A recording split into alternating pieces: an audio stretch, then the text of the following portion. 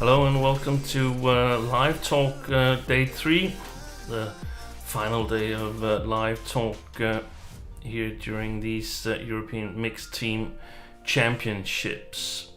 The Group 2 matches of today, they have already started. As you can see up here, we have Sharazane and Deborah Dula on court against Olga Morozova and Anastasia Akhtarina, and that's a little bit early, and there's reasons for that. So let's just take a look at the team composition for today. Here is the match between Netherlands and Russia, and the score is actually already 3-0 for Russia. Unfortunately, Mark Kaljo in the first men's singles had to retire against Georgy Karpov due to a back injury at 10-8 in the first game. Something happened to Mark Kaljo's back during a smash. He was getting some treatment, some cool spray on it during the interval, and tried to continue, but it was in vain. He was simply not able to move on court. So a devastating blow to the chances for the Netherlands.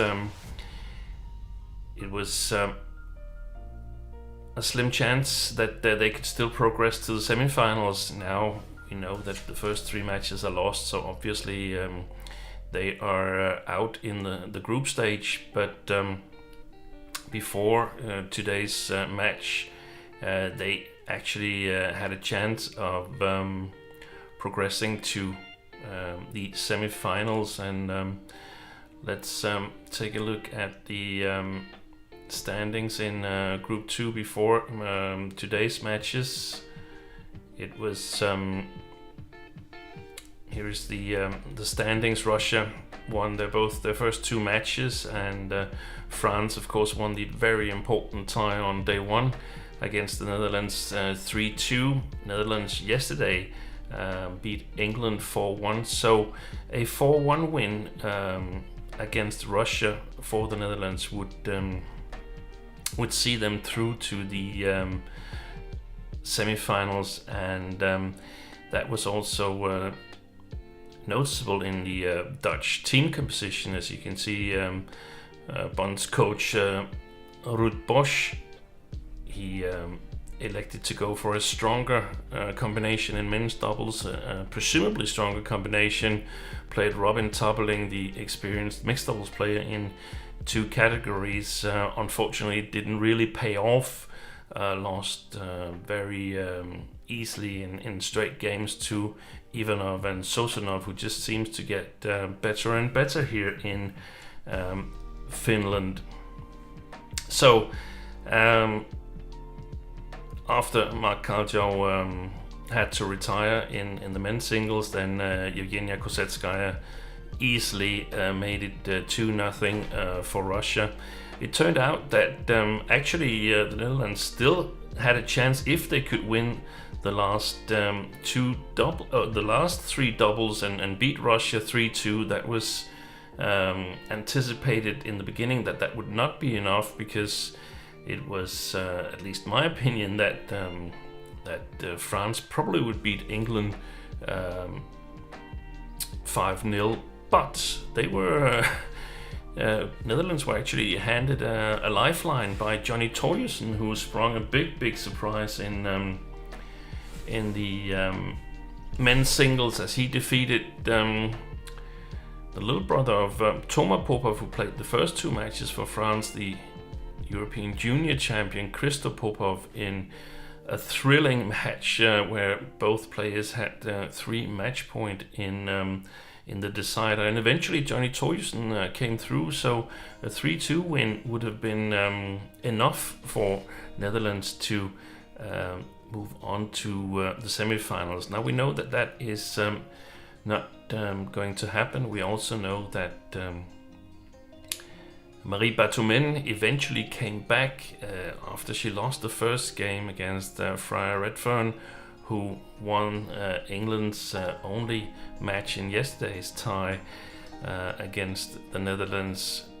Freya Redfern took the first game 21-14, but eventually went on to lose that match in the tie, and that means the score is at the moment 1-1 between England and France as they're starting on the men's doubles. Batomen dominant in the third game, 21-7 for the French woman, and 1-1 in that match.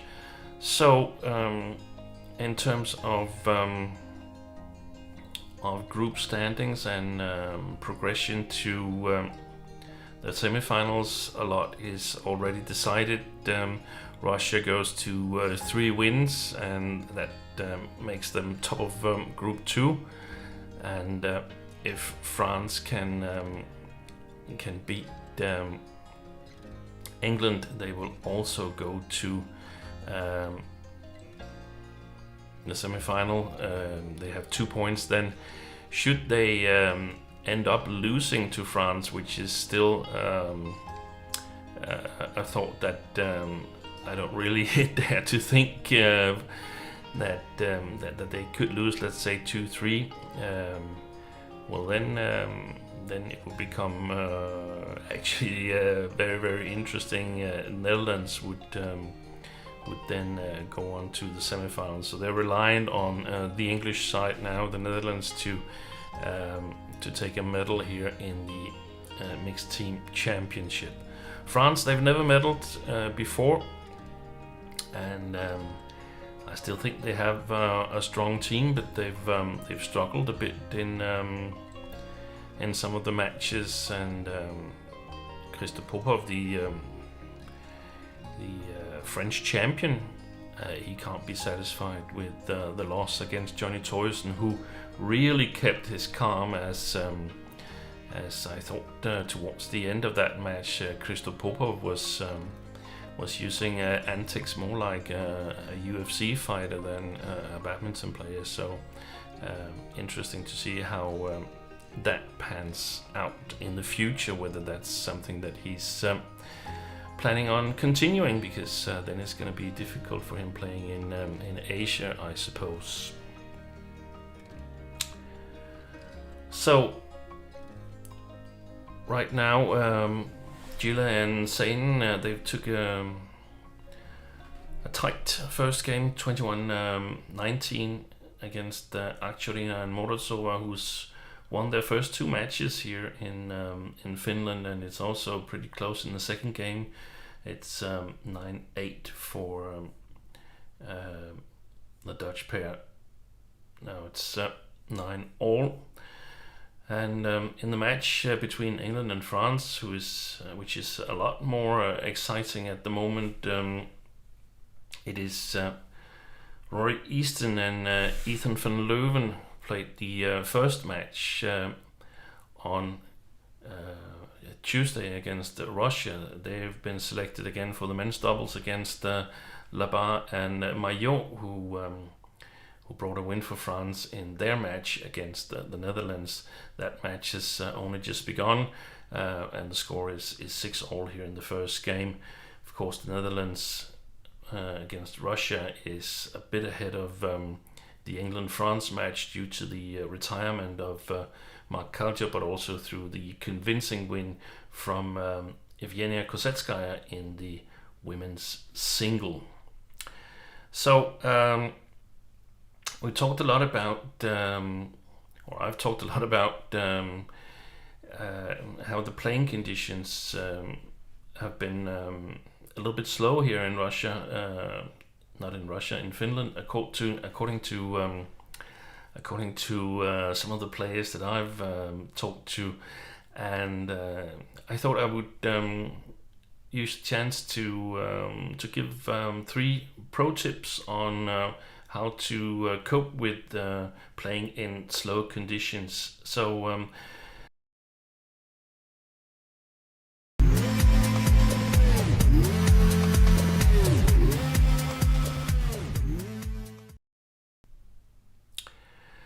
the first pro tip is about the defense. In normal defense position, we see the 2 yellow players here. They would probably stand something around there in their base defense position. I think, however, that it is very important to think about that when the conditions are slow, then the white area here is the area where you would normally expect an attack. If you lift anywhere in the white area, the opponents in doubles would probably attack at you and have a good chance of turning that attack into a point. The thing is, when it's slow conditions, it becomes more difficult to kill the shuttles, and your defense gets a bit better. The shuttle simply travels slower, and that means that, in my opinion, it's only in the green area where an attack is really dangerous, and you can expect to kill it within 1, 2, or 3 shots from the lift. So in the red area on the picture here, it's a little bit more difficult to kill it immediately. However, a lot of players, they don't realize that, and they tend to go for attacking shots, trying to produce winners to set their partners up even from the red area, and that means that their attack is not as strong as they might expect. So it would be very wise if you, as the defensive side, push your defense forward, your base position, move that forward towards the net, and see if you can get into counter-attacking situations, and also to survive, because sometimes the shuttle simply doesn't reach you well enough. If you're standing too far back, it doesn't travel all the way to where you're standing, so that might be the cause of you playing a little bit of a worse defense shot than normally. So if you move forward, it's just a tiny little bit. It might be a shoe size or something like that, but it gives you a lot better opportunities in the counter-attacking situations, especially if you can lift with some pressure on your opponents. So it should look something like this, and whether you should move 1 foot, 1/2 foot extra forward compared to this picture, or stay maybe half a shoe extra back, that is of course dependent on the opponents. Are you playing a player like the tall Vladimir Ivanov, or are you playing a smaller player who doesn't hit exactly as hard as steep as he does? So the first pro tip of the day is to move your defense forward, get in a better position, move your racket upwards as well. That will definitely give you some good possibilities. And you might think, what if the opponent plays a clear, plays over me? Well, then you can just clear back and nothing bad has really happened. So pro tip number 1, move your defense forward.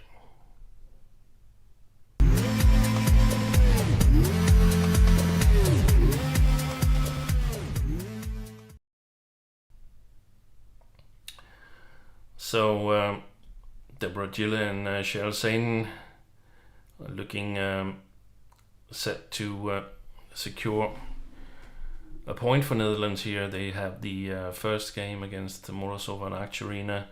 Score in the second game is 15-12. And of course Russia knows that they have already now progressed to the semi-final. They are certain of finishing top of Group 2, and that means that they cannot play the winner of Group 1 in tomorrow's semi-final. The two group winners are seeded in the knockout draw, and then it's a 50-50 draw between the two second place finishes in the group. So basically Russia could end up drawing France again in the semi-final. So with that said, let's take a look at the standings in Group 1,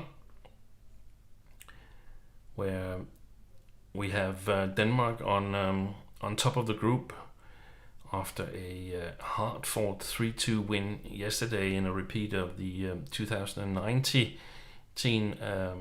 final here. Germany were up 2-1 in that game, and Scotland got a win against the home nation, Finland. So let's take a closer look at those results. Finland started out by winning the two singles. Kalle Koljonen played his first match in this tournament and won an easy victory against Kjær Pringle. And in the second women's singles, the 14-year-old Nella Nyqvist got a victory against Holly Newall. So 2-0 up for Finland. Unfortunately for the home nation, they were unable to get the job done in the doubles. Scotland significantly stronger in the doubles than in the singles categories. First, Christopher Grimley and Adam Hall won in 2 tight games, and then eventually Torrance and McPherson, after losing the first, got their game together and won an easy victory. The mixed doubles was very, very tight, but eventually Grimley and Eleanor O'Donnell sealed the deal for Scotland. So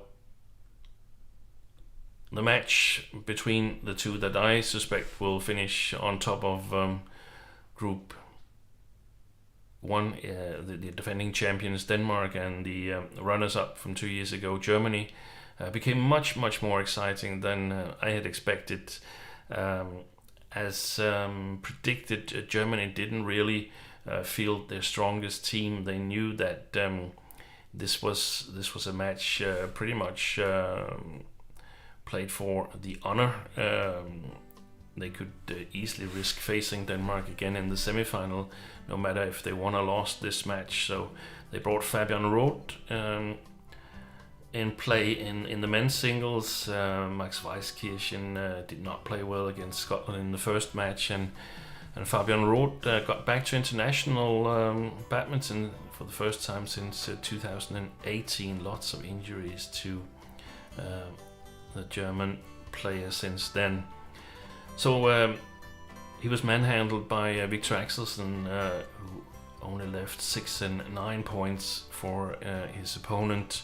But after that, Yvonne Lee sprung a small surprise against Mia Blichfeld. The German woman won in straight games, 21-18, 21-18.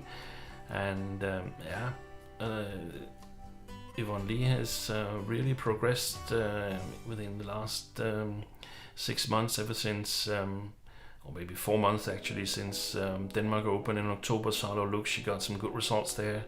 Got a lot of confidence, I would suspect. So not that far away from Blichfeld, I would think. But it was a bit surprising that she was able to beat the Danes in straight games. To the defense of Blichfeld, I guess we should say that she withdrew from the Toyota Thailand Open after a very good outing in the Yonex Thailand Open. It was the first tournament there. Had some problems with her thighs. In the men's doubles, Mark Lamsfus and Marvin Seidel eventually came through over the two Danish veterans, Mads Kolding and Anders Skarp Rasmussen. Small surprise that Kim Astrup again was rested, and it's maybe there's some illness involved in that. But eventually Germany was up 2-1. And whilst talking through that, there's match points for Gila and Zane against Akcharina and Morozova 2015 in the second game, and there it is. Netherlands have reduced the Russian lead to 3-1. So Denmark was challenged before the women's doubles. Two scratch pairings as Maiken Fruergaard's regular partner, Amalie Malon, Sara Thyssen was out still with the eye injury from Thailand Open. And with Linda Effler, the normal partner of Isabel Hertrich, also out due to an Achilles injury, Germany also fielded a scratch pair with Stine Küspert as the partner of Isabel Hertrich. And the German side, they actually were really close to upsetting not only the Danish women double, but the whole Danish team. They took the first game 22-20 and then went up 13-8 in the second game before Fruergaard and Boye got their game going and came back and won both the second and the decider and equaled the score to 2-all in that match. Nor and Malon, probably the second choice in the Danish mixed doubles, as Mathias Christiansen and Alexander Boye is rightly regarded as the top mixed doubles at the moment, played the third German mixed doubles, Jones, Ralf Jansen and Ostermeier, and that was also a very close match up until the interval in the third game, and then Niklas Nor and Malon, they took over and eventually secured Denmark the victory. There's not many matches in the mixed team event that Denmark has lost. I think actually the last time they lost a match was back in 2013, where it was also Germany who handed them the defeat. So later on tonight at 5 o'clock local, 6 o'clock local time, Scotland is taking on Denmark, and Germany is up against the home nation. And barring any big surprises there, Denmark and Germany will get a win, and Denmark will finish number 1 in the group and Germany number 2. That means that the semi-final draw that's conducted immediately after the conclusion of tonight's matches will see Denmark play either Germany or France in the semi-final, and Russia also either Germany or France. So just to update a little bit, Rory Easton and Ethan van Leeuwen lost the first game against Mayo and Labar in the men's doubles, score 1-all in the team tie, but they've gone up 5-1 here in the second game. The two English youngsters, they also did well. Were actually leading 14-10 in the first game, but then only scored 3 more points as Labar and Mayo kicked it up a gear towards the end of that first game.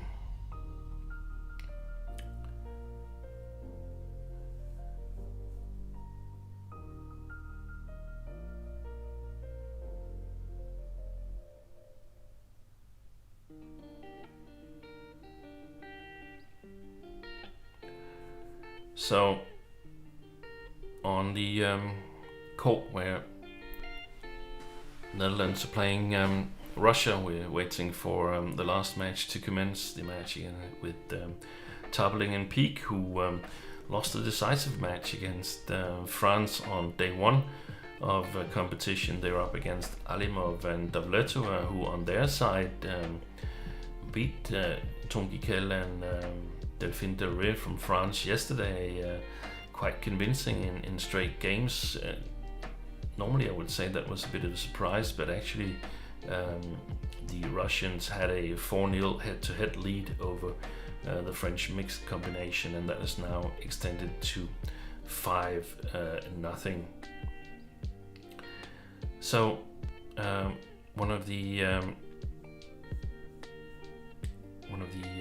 interesting things is, in my opinion, tomorrow, where the second version of the entry list for All England is out. Here we can see that Tai Shi Ying and Carolina Marin look set to be the top seeds in that tournament, but news from Malaysia is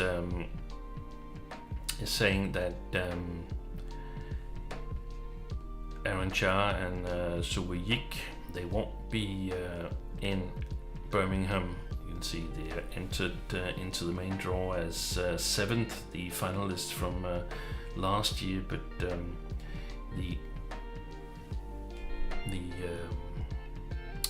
cancellation of German Open have put some of the Malaysians in a tight spot, because they are playing Swiss Open as well. Swiss Open, a tournament where there's Olympic qualification points at stake. So if you play that, then you have 1 week where there's no tournament, where Germany should have been staged. So what are you doing in that week? You can't go home to Malaysia, and it's a little bit uncertain as to where you can practice. At the moment there's a lockdown in England, but the Malaysian team management trying to negotiate some practice possibilities with England. But understandable that in the Olympic race, Aaron Cha and Soo Yik, they've decided that they're not staying in Europe for 1 week to participate in All England this year.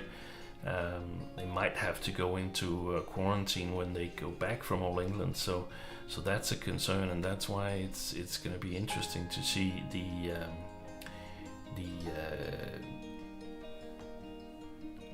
second version of this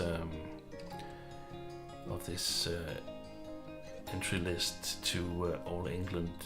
I guess what we all hope for is that as many as possible of the strong players will show up in Birmingham, and personally I would like to see where Kento Momota is at the moment. It's been over a year since we've seen him in international competition, so that would be fantastic if that would be possible in Birmingham.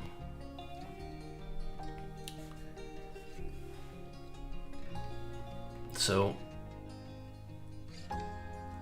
still waiting to get mixed doubles on court.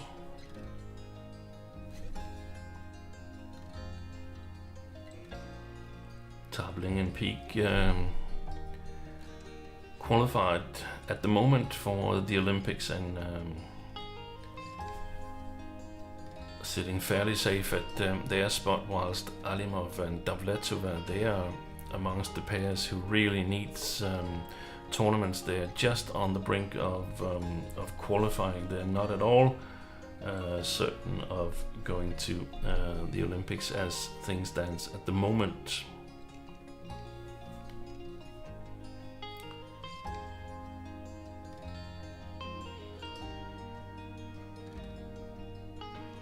So, whilst we wait for the mixed doubles, the mixed doubles has actually started, and It's 3-2 for the Russians here in the beginning of the first game.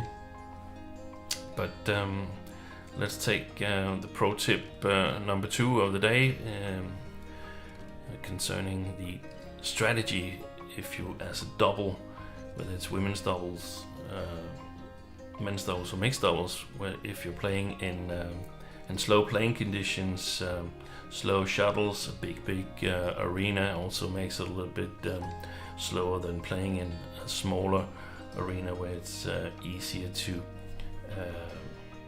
sort of gauge the distance to the walls, to the seats of the audience, and to the ceiling.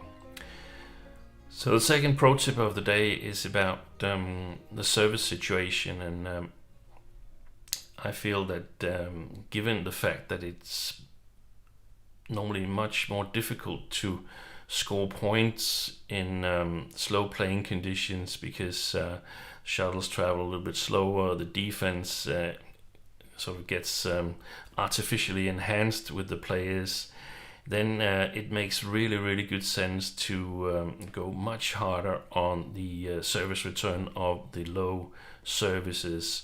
Here we are looking from the perspective of the two yellow players within that yellow square there. I feel that this square should be overcovered in the service situation. You would normally try to push a little bit or target the mid-court area outside of reach for the two players in white.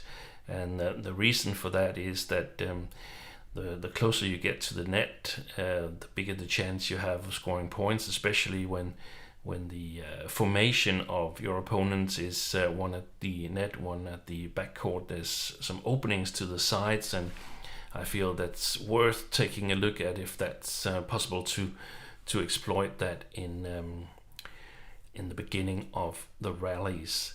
So what if the opponents flick, you might ask, and I mean, what's the worst thing that could happen? You probably wouldn't be able to score on a flick anyway in slow playing conditions, so you might as well just play a safe shot below the tape or play a clear to get your opponents to the backcourt. So the pro tip number 2 is focus on the low serve return, also the follow-up.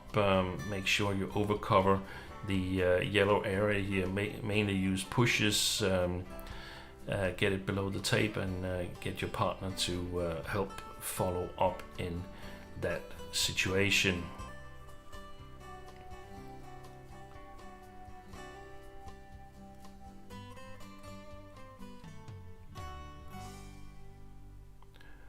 So we've gotten the mixed doubles underway, and it's still very even between Peak and Tabeling against Alimov and Davletova.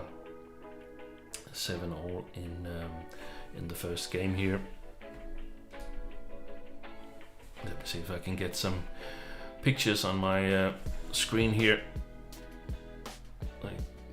Fallen out a bit. There it was. You can stream all the matches on BadmintonEurope.tv or the YouTube channel of Badminton Europe. Excellent service from Badminton Europe during these European Mixed Team Championships. There's also all kinds of interviews with the players afterwards, so you can get fully invested in the tournament even if there's no spectators in the arena. Broadcasting opportunities tomorrow. Several countries are broadcasting these European Championships. I know that Danish television is covering it, both semifinals and the finals tomorrow and Saturday. Flat flicker there from Alina Davletova. That's an ace against Selena Peak, and I'm curious to see when it becomes more of a rule than not that that you play these flat flickers. I think it's a huge advantage if you are good at executing that serve. Maybe you saw the mixed doubles match on day one between Peak and Tabeling and Gikel and Del Rey. First game won by Gikel and Del Rey on a flicker ace by Tom Gikel against Robin Tabeling. And it also keeps your opponent a little bit worried and guessing, so it might actually enhance your low serve as well, these flat flickers.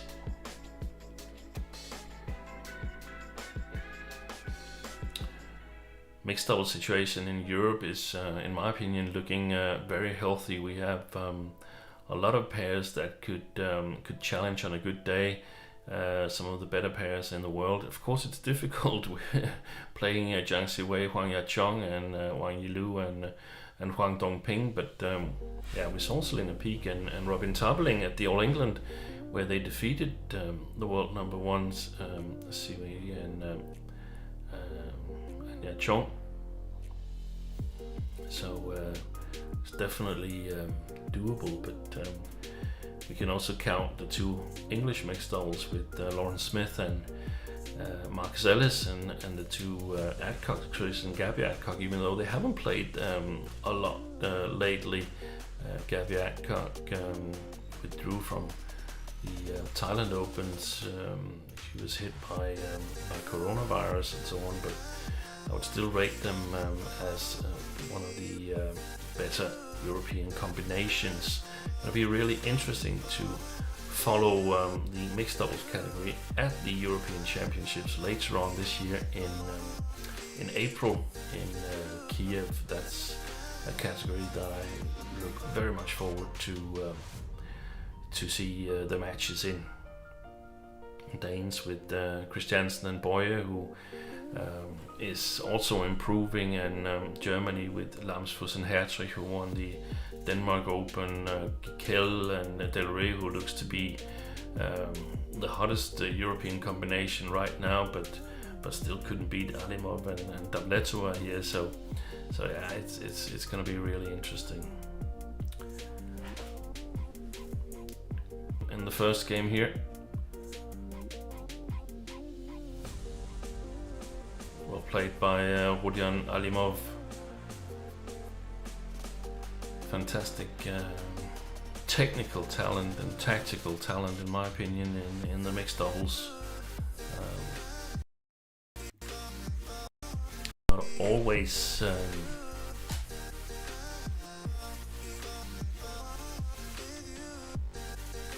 it's not always been as fit as I think he should be in the tournaments that I've seen him, but it might be something that he's had a chance to work on here, and that during the lockdown there's been no traveling for a long time for many players, and the motivation should be there, knowing that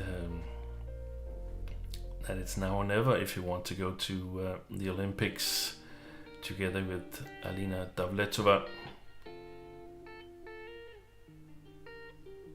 They've taken 3 straight points and gone up 14-11, 15-11 now.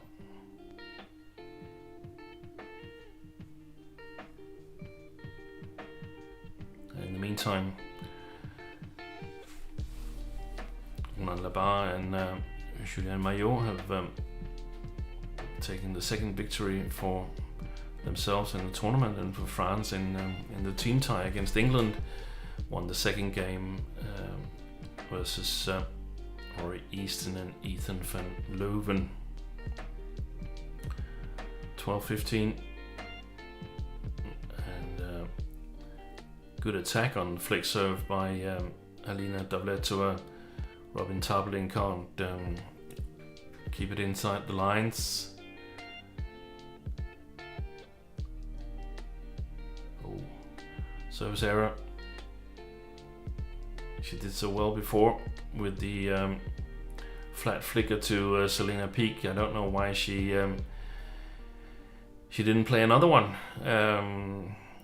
Tried a low serve and committed an error. Now Robin Toppling returned the favor, so 17-13 for Alimov and Davletova. But I mean, why not use that flat flicker as your primary service? Why just use it once in a while?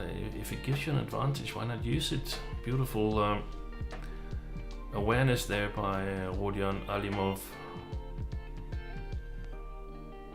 Yeah, he tried it. He tried the flat flicker, but a little bit too flat and ended up in the net on the Russian side. But just the threat of it, that could really disrupt the Dutch side.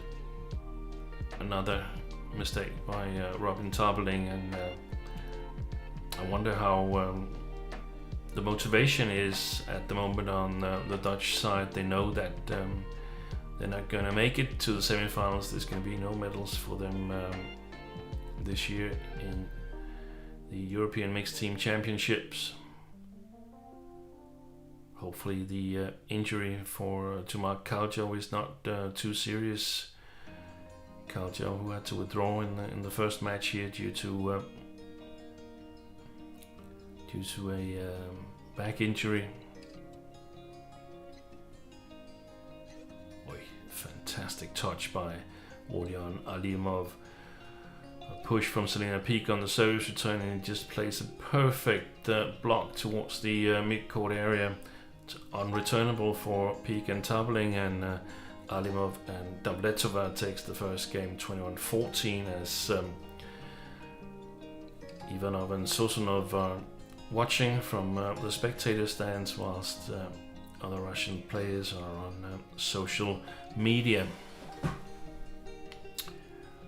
So at the interval, let's take a look at the last pro tip for today regarding how to play in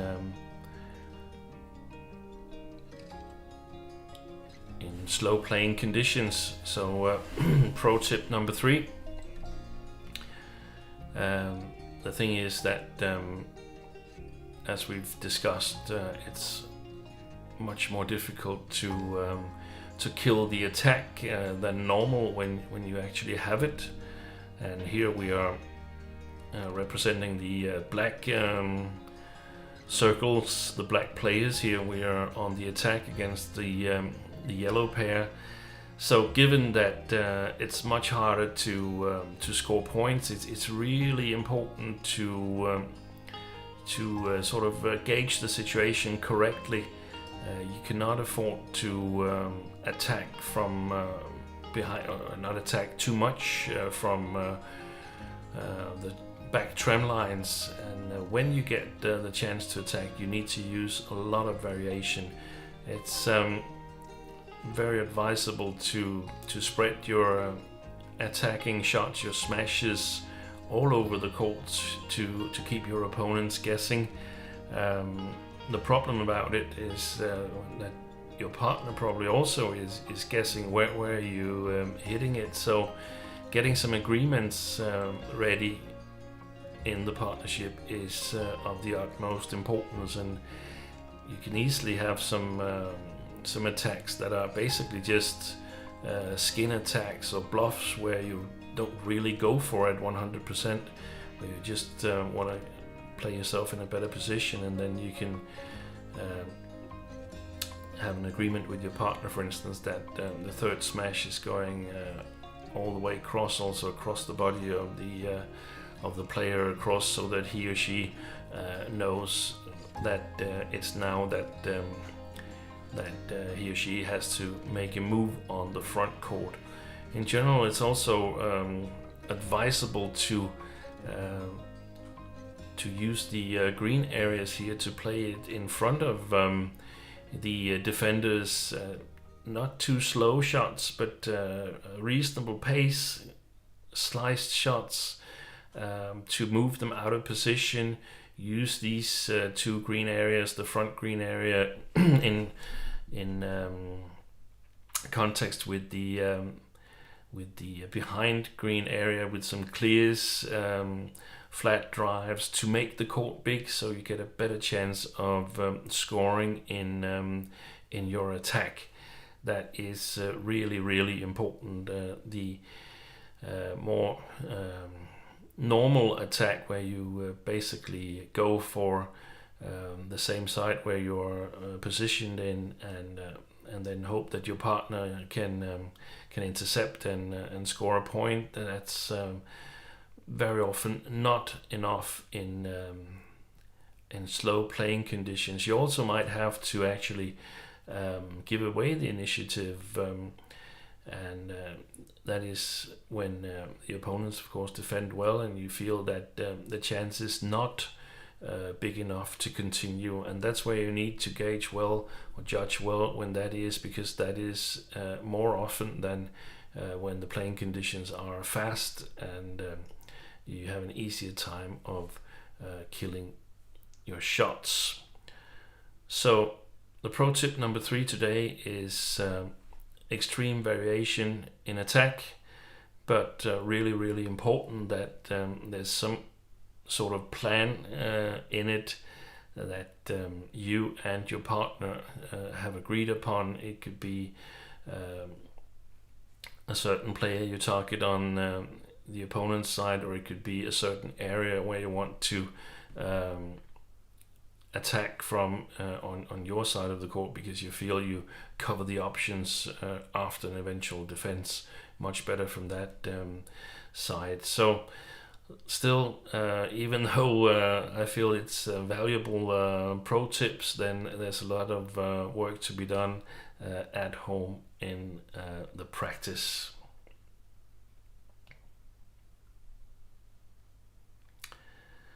So Alimov and Davletova, they've continued their good run of form and taking an 8-4 lead here in the second game. Excellent smash again from Rodion Alimov, and I have to say he looks in a lot better shape than I've seen him lately. And then this is a mixed doubles that could challenge all European mixed pairs in my opinion. So the Russian team should definitely not be underestimated by neither the Danes nor the German team from Group 1. France, they know that they shouldn't underestimate them. If they get drawn against Russia in the semi-final, Russia won the encounter here in the group stage 4-1, but could definitely also pose a threat to the two other teams in Group 1. Denmark not at full strength in the doubles. Sara Thyssen not there, and some concern about the men's doubles, where Kim Astrup hasn't played the first 2 matches. So interesting to see whether the Danes have chosen to field him in tonight's matches.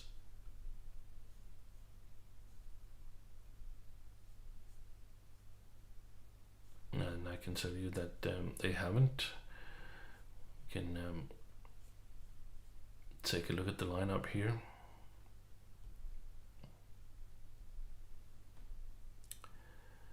Here's the lineup for the second session of play today. Mixed double is Niklas Nohr and Amalie Mælund. So no Mathias Christiansen and Alexander Boye either today. They're up against Adam Hall and Julie McPherson, which is perhaps the strongest combination that Scotland can field in the mixed doubles. Anders Antonsen is making his debut here in Finland, up against Joshua Apilika, who sprung a surprise on day one when he beat Max Weiskirchen. Mia Blichfeld is taking a break after her loss yesterday, and it's the Danish champion Line Kristoffersen up against Rachel Sugden from Scotland. That should be a Danish win in the women's singles. Scotland without Kirsty Gilmore unfortunately got injured after she showed such good form by winning the Saarlouis Lux Open, where she beat Carolina Marin. Men's doubles, Mads Kolding, who's played the first two matches, is not fielded today. The Danes are trying Niklas Nord together with Anders Rasmussen. I guess the reasoning behind that is that Nord is much more comfortable on the front court than either Anders Rasmussen or Mads Kolding. And yesterday in the match against Lamsfus and Seidel, where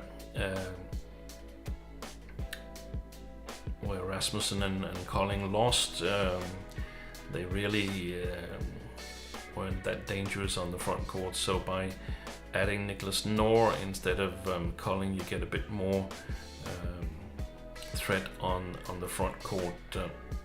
From Scottish side, Grimley and Hall, that's as they played throughout the week. And in the women's doubles, Alexandra Boye is taking a break compared to yesterday. Played a very, very long match together with Maiken Fruergaard, and today it's Freja Ravn's turn to see action. Could also have been Amalie Malund, but I suppose the Danes have decided that if they can avoid playing a player in two categories, they want to do so. So the last team composition for today is Germany. Fabian Roth gets another chance after the quick match against Victor Axelsen. Not so much to do about Axelsen, who wasn't expected to win in any way. This is going to be a much more looked after match where you really want to test your form when you play Kalle Koljonen. Nella Nyqvist, the 14-year-old, playing her third match this week. She's up against Yvonne Lee, and Mark Lamsfus is only playing one category today. As well as we saw yesterday, Johannes Pistorius is making his first start here in the European Mixed Championship against Heino and Kaisti. Hertrich and Kysbert, who played this long women's doubles yesterday against the Danes, they've been selected again, and that might mean, in my opinion, that this is what the German team management is going to go with also in the semi-final stage and an eventual final. Mark Lamsfus partnered in the mix with Franziska Volkmann. Basically, I think not to put too much strain on Isabel Hertrich.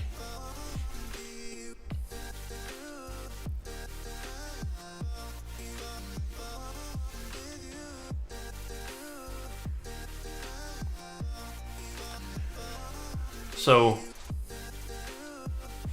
13-16 for Alimov and Davletova, as we have Robin Tabling with the serve.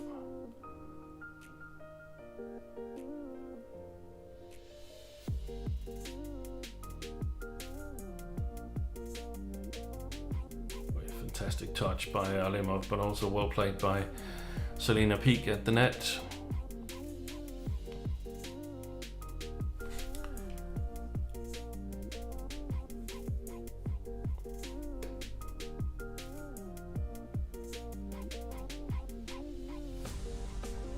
I talked about France has already qualified. Technically they are not qualified yet, but looking on the way to do it, and 2-1 against England, and Lea Palermo and Trent. They were up 14-2 in the women's doubles against Annie Lado and Lizzie Tallman. So things are settling in here in Vantaa, Finland, as Robin Tabling is not satisfied with a call from one of the linesmen.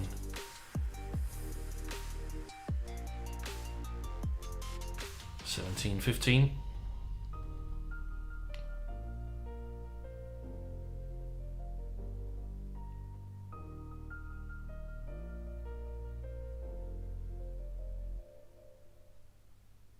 And that's a good service return by Robin Tabling.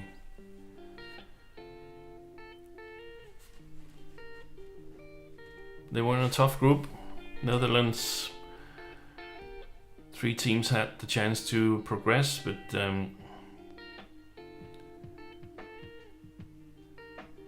they were the unlucky ones, and I still think that had England played with their absolute strongest team, then they would have had a good chance of winning not only the group but also the championship. Really strong in the doubles discipline, England, but best players opted to stay at home and prepare for the upcoming Swiss Open and All England Olympic points at stake in Basel, but not in Birmingham. But still, the tradition that surrounds the All England is it's the most traditional tournament in the world. I think it's apart from the big championships, the Worlds and the Olympics, I think it's the tournament that most players want to win if they can. So always a lot of focus and attention on that tournament, and you really want to play well if possible. So we're at match points for Alimov and Davletova, 3 of them to be precise. 20-17 here in the second game, 21-14 in the first, and a win here will see Russia take the team tie 4-1.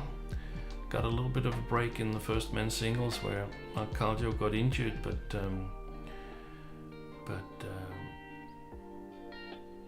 no doubt of the women's singles and the men's doubles either. It was convincing, and here Alimov and Davletova take their 3rd win of the week against Peak and Tabling, 21-14, 21-18. So Russia on to the semi-final stage as group winners, and presumably avoiding a clash with Denmark in the semi-final. But who knows? The way Denmark played yesterday, it might actually be okay to take them on in the semi-final instead of the final, where you would suppose that they will be even more fired up. Anyway, that match between Netherlands and Russia is finished, and a 4-1 win. So left in Group 2 is only the match on the adjacent court, England against France. Palermo and Tran, they're now up 18-7 against Lado and Tallman. So that concludes the live talk for today and for this week. And if you liked the talk, then consider giving us subscription and a like in the comments. Until next time, then, bye for now.